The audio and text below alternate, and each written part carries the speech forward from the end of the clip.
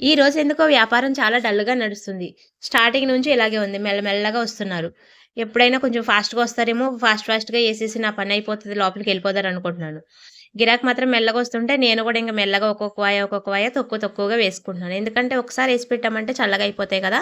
మళ్ళీ వచ్చిన గిరాకీ చల్లగా ఉందని తిరిగెళ్ళిపోతారు. అందుకని కొన్నిగా వేసిస్తున్నాను. గిరాకీ తక్కువుంటుంది కదా! మానేద్దారా అని అనుకుంటాం కానీ మానేస్తే ఎందుకు మానేసామా? ఖాళీగుండి ఏం చేస్తాంలే అనిపిస్తది. పెడితేనేమో ఇగో ఇలా ఉంటుంది గిరాకీ. ఒకరోజు ఒకలా ఉంటే, ఒకరోజు ఒకలా ఉంటుంది. ఇప్పుడు పండగ టైం కదా! చాలామంది ఊర్లెళ్ళిపోతున్నారు. అందుకని గిరాకీ బాగా తక్కువైపోయింది. పని చేసేవాళ్ళు కూడా చాలామంది కూడా ఊర్లెళ్ళిపోతున్నారు.